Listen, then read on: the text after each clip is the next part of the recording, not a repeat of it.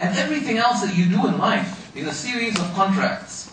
And living as we do, in a relatively ordered society, most of our formal transactions, your work, your formal buying and selling and so on, it's not a problem.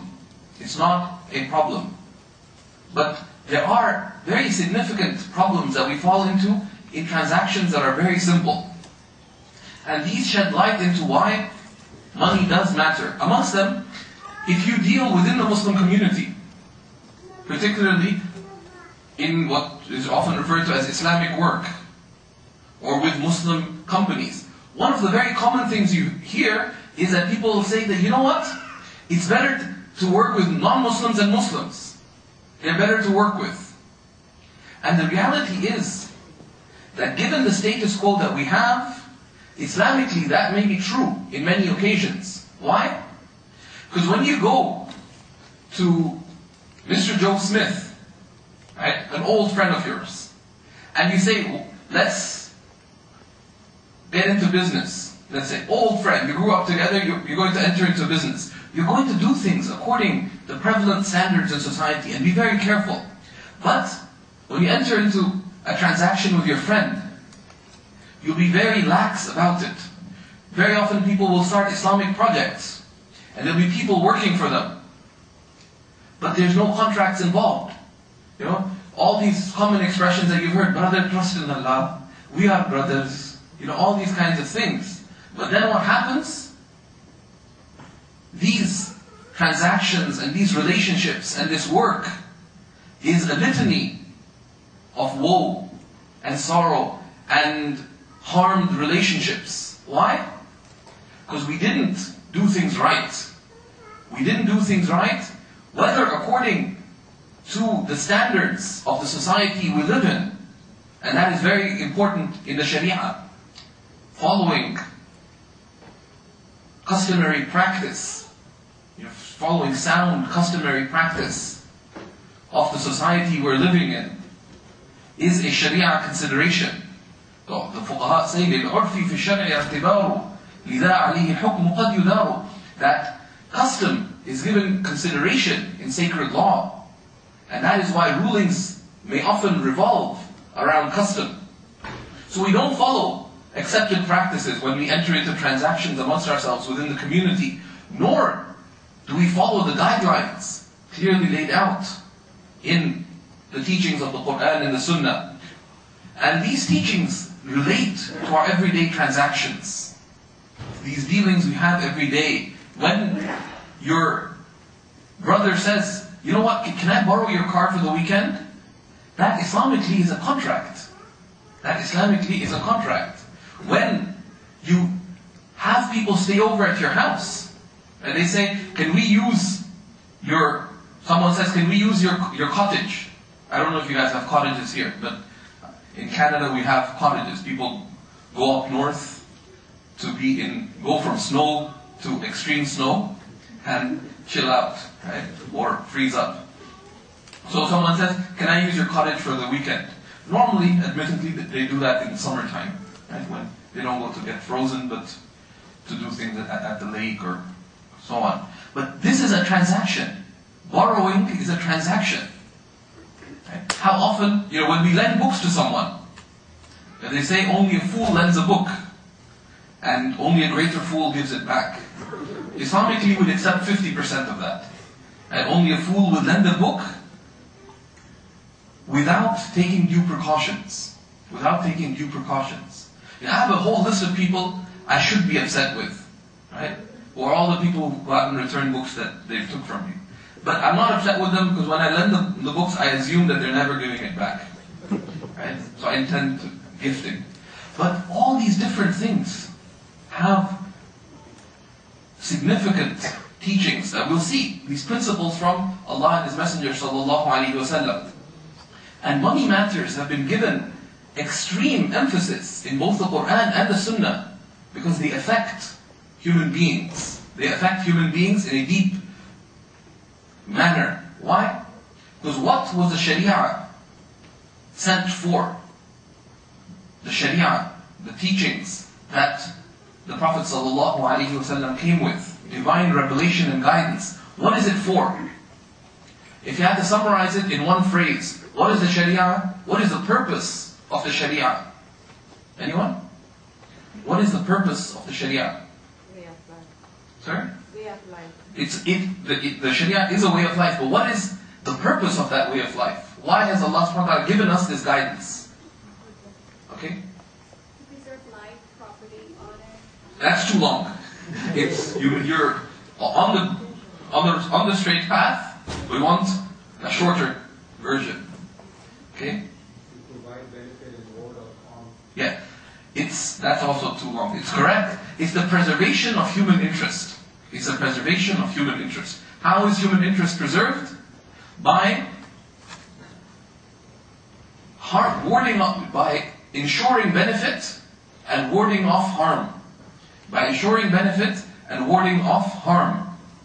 And this benefit that we seek to fulfill, that Allah wants us to fulfill, is true benefit. Because if you talk to an economist, they say that the human being, the rational animal, the economic animal that economists talk about, the rational human being, as an economic animal, seeks to maximize their utility. And we say, that's right. The difference is that Islamically, we strive to maximize our utility, our good, our benefit in this life and in the next. And to ward off harm in this life and in the next. This is one distinguishing aspect of the Sharia. There's another distinguishing aspect of the Sharia which economists themselves are increasingly beginning to note about modern economic activity and modern economics, which is, and there's a fascinating book by a Harvard economist, it's called The Dismal Science, about economics, how modern economics harms society and relations. Why? Because above all, the look of modern economics, and if you have interest in modern economics, read the book. It's fascinating. It perhaps overstates its argument, but it's called The Dismal Science. And it's a recent publication, it came out in the last year. That it looks at human interest as the maximization of the interests of individual human beings. But it does not look so much as human beings, not just as a collection of individuals, but rather the wider look of human beings also as social animals who need these so critical social relationships, the critical social relationships of marriage, of family, of kinship, of community. And also the warding off of harm in the same sense, not just of human beings as individuals, but also as social collectivities, as families, as communities, as society. So Sharia looks at the preservation of human interest in the worldly sense and the eternal sense. And the warding off of harm in that level as well, as individuals, and also as a society in all the levels of human relationships. And this is very important. And the Sharia also looks both at the direct benefit and harm and the indirect benefit and harm. So this is what the Sharia looks at. Now, given that, why does money matter in Islam? Because few things are more basic worldly human needs than money. They say money makes the world go round, right? And we wouldn't accept that in absolute terms, but it's obvious. If you don't have money, that I had a Bengali friend, a really cool guy. He really fixed me up when I was in high school. We used to play on the soccer team together. He used to say he had the principles of money. The first principle was no money, no funny, right? And then he had a number of corollary principles, right? Money is significant, and if you consider what happens when your financial activity is not according to ways that would ensure the good, few things hurt relations more than financial disputes, right? Whether between spouses, parents and children, between friends, within communities. And this is why Allah subhanahu wa ta'ala has given us this guidance, in order that we ward off harm in these relationships. So what is this guidance? In order to preserve human interest, Allah subhanahu wa ta'ala has given us certain broad parameters that we have to uphold. And we'll look at one very specific case. Right? One very specific case in relationships. What is the most significant event that happens that harms relations within a family? One event that happens in every person's life that there's a high percentage chance that this occurrence is going to significantly harm relationships. And everyone is affected by this one event. What is? No. Does everyone lose jobs? Death. One of the most common things that happens, right? Everyone dies. It's a given, right? كل نفس ذائقة الموت. If you want proof from the Quran that everyone dies, there it is. Every soul tastes death. But what happens when someone dies? Typically they'll leave something behind. That money, that wealth, that estate that they leave behind, their children, their spouses, their immediate family will almost invariably be harmed in their relations with that estate that is left behind. It is exceedingly common. I'm dealing with people's questions as I do on an ongoing basis. There's so many people who are children who are not talking to their mother since the father died. Why? Because they're resentful about the house that was left behind. Because the kids, they're in their early 30s, they're trying to get their own house and they wanted their share of that house because they felt that they were the rightful inheritors. The mother said, no, the house was mine, it doesn't even enter into the estate that is being divided up. And they got into a fight, mother being older and, especially Desi moms, they know how to get their way. So she elbowed the kids out and she felt justified in doing so, but she's worried, right? Now what's she going to do? She's in her 60s, she's not about to re-enter the workforce now. So she wanted the house for her security. But the kids now feel resentful because they needed the house because, how else are we going to get our own house going? Because they're in their early 30s, they need to get established. But what does that do to the family relationship?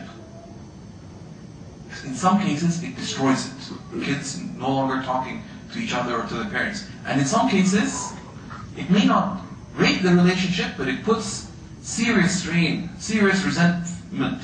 It distances people from each other.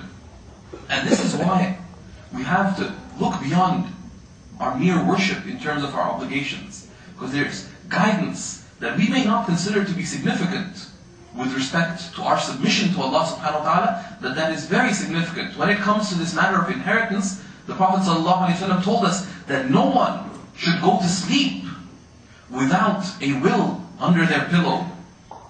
And of course the ulama said you don't have to keep it under your pillow, but it means that the will should be fresh. Right? It should reflect your current financial reality. And it should be in a place that were you to die, people could find it. Why? So that you ward off dispute for your inheritors, that you give your rightful inheritors their due. Now this is in the context of a Muslim society where the governing law is expected to be the Sharia. But what about if you die in a land where if you die, there's no way that by default the Sharia will be applied to your will. So it is that much more incumbent. And this is a significant money matter. It's very significant. Right? Because if you die and your money does not go to your rightful inheritors, one, you've wronged them. You've wronged them. That has eternal consequences. The Prophet ﷺ said, الظُّلْمُ ظُلُمَاتٌ يَوْمَ الْقِيَامَةِ. Wrongdoing is manifold darknesses on the Day of Judgment. This is an everyday matter, especially because the nature of our financial activity is that our net worth goes up and down. For those of you who do have net worth, right? I'm net worthless, right? As my wife. But I just hand over my paycheck to my wife, right? Because